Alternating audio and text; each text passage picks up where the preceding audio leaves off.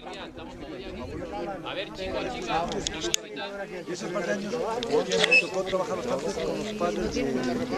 bueno, ya como les dije al principio, desde cada punto que encontremos un cartel, pone la distancia que es desde ese punto y volver a hacer toda la circular, ¿de acuerdo? Por lo tanto, si comenzamos aquí, volver a llegar hasta aquí 5,7. Por eso vemos constantemente 5,7 y puede llevar a confusión. Que unos días hemos caminado y todavía nos quedan 5,7. Pero para que sepan que, como dije al principio, siempre es circular, ¿no? Desde el punto en que lo vemos. Si ven el cartelito, señala hacia Garachico, y antes comentaban una fecha cercana a la erupción que sepultó Garachico. ¿Qué fecha más o menos creen ustedes que pudo ser? Esto fue la que fue en 1706. 1706, que comentaba antes Roberto.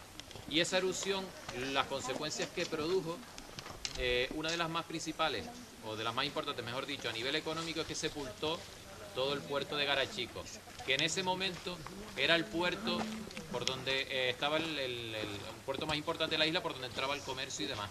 Eso dio un giro y un cambio radical, no solo a la zona de Garachico, sino también a la forma de entender las comunicaciones en Tenerife. ¿Y a qué puertos creen ustedes que se trasladó el comercio? Hubo dos importantes. Gracias.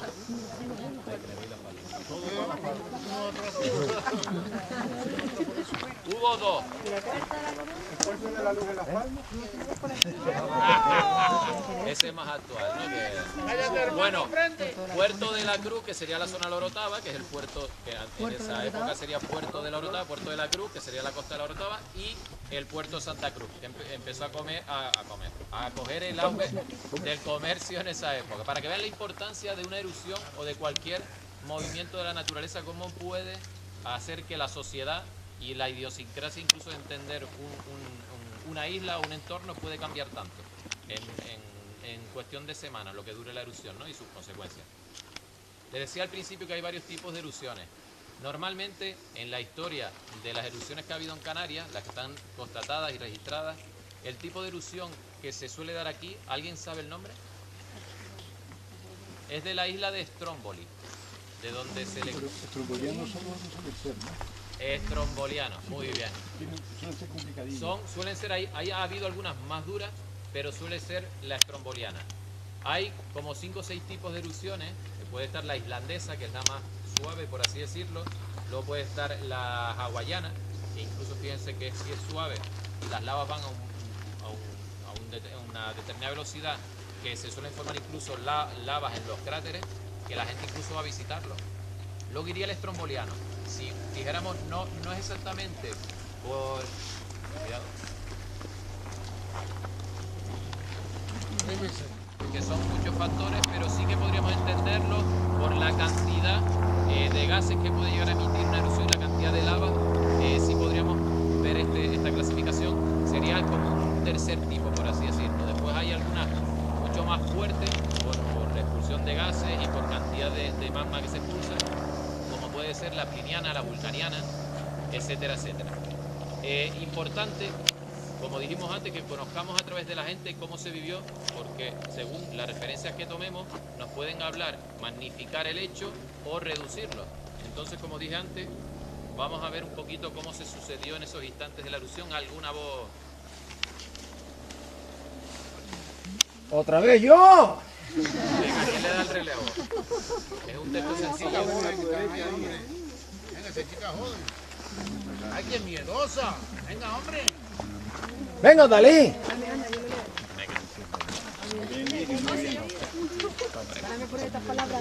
No, hay poquitas. No lo meto en esos compromisos, pero hay poquitas palabras raras. En ese momento reventó el volcán. Donde había un hoyito de volcán, en el mismo morro de la montaña del Chinllero, fue donde reventó.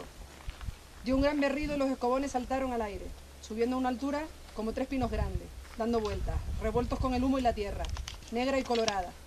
Y también salían piedras grandes, pero no se veía fuego. Y todos al llegar arriba se distendía, y empezaron a caernos unas arenillas calientes que nos aguantaban en la mano. Ya no vimos más porque nos echamos a correr. Muy bien, Lirio. Muy capaz. Y yo corría, pero como no podía, me quité las alpargatas y entonces sí que corrí. Roberto nos va a hacer un apunte que siempre tiene cositas que contarnos. Por favor, Roberto, que es interesante. Bueno, acerca de lo que comentó antes Omar, acerca de que ha sepultado el puerto de Garachico y el crecimiento del puerto de Santa Cruz de Tenerife, fue esto más significativo porque la laguna era la capital y se comenzó a cambiar la capital en ese momento, empezamos a perder la capitanía general y el gobierno y fue todo para Santa Cruz. Fue un ciclo de decadencia para la laguna, el 18, final del 18, y fue el auge de Santa Cruz, como consecuencia del puerto de Garachico. Y después el 19 para las Palmas. Yo lo cogí de la revista. Hoy no hay Julieta. Lo tengo anotado aquí, no me acuerdo exactamente de la revista Geólogo. Y eso lo hace ciertas referencias. Lo tengo apuntado, no sé cuál ya hace referencia. A ver, algún sobrito que tenemos por aquí. Pero antes de decirles una cosa, algo curioso, por aquí nos encontramos una formación interesante. ¿Ustedes saben cómo se forman los tubos volcánicos? Me imagino que la mayoría sí, ¿no? Bueno, les explico rápidamente porque es bastante interesante e influyó en determinados momentos, sobre todo en las islas, en crear nuevos chalets, por así decirlo, para nuestros antiguos habitantes. ¿Por qué decimos esto? Ustedes saben que va imagínense un riachuelo, una lengua de lava, y como decía Roberto antes, o alguien comentó, no me acuerdo bien que lo dijo, todo esto está como un río, como digo, de lava, ¿no? Entonces imagínense que esta parte de aquí se va haciendo una costra, ¿vale? Toda la parte exterior que está en contacto con el aire se enfría y va haciendo una especie de costra, como podemos ver esta aquí, y el interior, que sigue a una temperatura elevada, está protegido y se empieza a vaciar, pero se queda lo que es el caparazón, ¿de acuerdo? Es interesante porque en Canarias tenemos infinidad de tubos volcánicos, incluso contamos con uno de los tubos volcánicos más grandes del mundo. ¿Cuál es? Hijo de los Vinos. Antiguamente se pensaba, hace una serie de años, se pensaba que era el más grande del mundo, pero recientemente se han hecho una serie de estudios, y que puede variar en cualquier momento, y lo dicen como que es el quinto del mundo, ¿vale? Pero hay estudios que todavía van evolucionando, van avanzando, y quién sabe si se encuentra alguno más grande o en las propias Islas Canarias seguramente se encontrarán algunos tubos volcánicos de bastante amplitud. O a lo mejor se conocen y no se ha dado a conocer, vamos, hay muchas teorías. Lo interesante de esto, como les dije, que en época aborigen, ustedes saben que había dos formas, básicamente, de vivir para los aborígenes. Una era vivir en cuevas y la otra esto lo vamos a considerar como parte de una cueva, debajo de la tierra, y otra, si no es por dentro, es por fuera, que se construyeran como unas cabañas en esa época.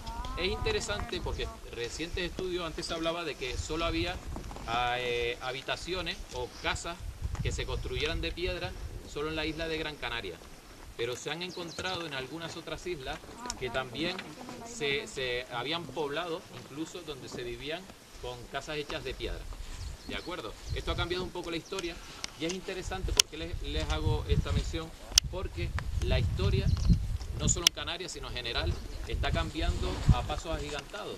Y todo lo que teníamos por cierto, ahora con las nuevas dataciones y los nuevos métodos de dataciones, se está tirando por los aires, por así decirlo, toda la historia que teníamos y que dábamos por cierta. Los animo a que empiecen a redescubrir nuestra historia, porque dataciones que se daban por válidas por determinados factores, ahora al tener nueva tecnología se ha descubierto que a lo mejor teníamos muchos más años de antigüedad.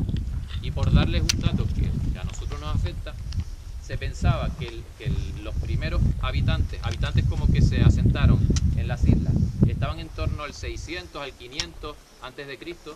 Pues no hace mucho se descubrió un asentamiento que lo datan de estar asentados de casi el 1000 antes de Cristo, con lo que casi 500 años de historia que no teníamos se han incorporado, con lo que cambia todo, los procesos que se dan por válidos, cómo se fue evolucionando, etcétera, etcétera. Y es interesante, y por eso lo nombro, porque les animo a que entre todos redescubramos nuestra historia.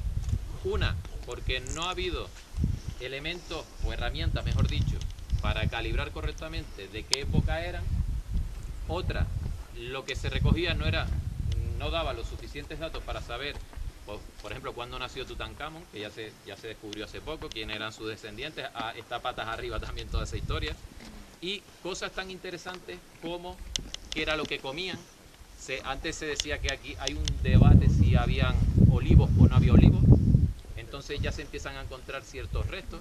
Se puede decir que sí, se puede decir que no, según la teoría, pero ya se van encontrando muchas cosas interesantes. Y lo más sorprendente, teorías que se habían dado por no válidas, se están rescatando algunas, como que ciertamente esas sociedades, y hablando de la sociedad canaria, ciertas teorías que se dan por válidas porque podían llegar a ser una locura, porque no había cómo medirlas, ahora se están rescatando algunas de esas historias. Es un proceso apasionante del que yo creo que todos somos parte y del que todos podemos aportar, no solo porque tengamos esas herramientas, que al fin y al cabo es tecnología cara o no está a nuestro alcance, sino con nuestra sabiduría popular y la tradición oral, que carga mucha más información que la que nos puede dar un libro, o la que nos pueden dar los científicos o los historiadores, los investigadores muchas veces, no siempre. Pero en algunos casos la tradición oral recoge la verdadera historia de un pueblo. Y somos nosotros, ya que venimos en una ruta, quiere decir que estamos sensibilizados con el tema. Entonces podemos ser herramientas para que nuestra historia sea la real, ¿no? Y que se recuperen aspectos interesantes. Y yo no creo que sea solo por ego, de decir, pues mira, pues las Islas Canarias son más antiguas que no sé dónde. Yo creo que eso es parte del ego, sino porque podemos rescatar parte de esas culturas antiguas que nos pueden ayudar en el presente. Casos de la medicina, casos de procesos para la agricultura, conocían mucho mejor el movimiento de los planetas, de los astros, de las estaciones, y creo que por ahí hay una parte importante que descubrir, ¿vale? Vamos a leer una cartita más sobre la erupción, la parte final. ¿Quién se atreve? La niña. ¿Sí? Venga, Ramiro, venga.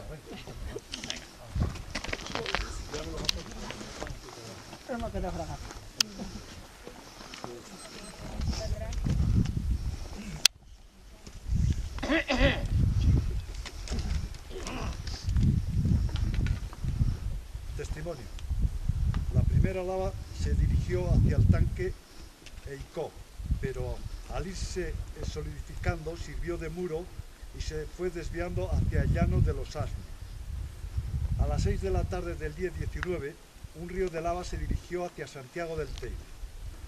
Se dividió en un brazo hacia las Manchas y otro hacia Valle de Arriba, siendo a partir de ese momento su marcha más lenta porque comenzó a rellenar la depresión que está al levante de la montaña de Vilma, ganando en anchura.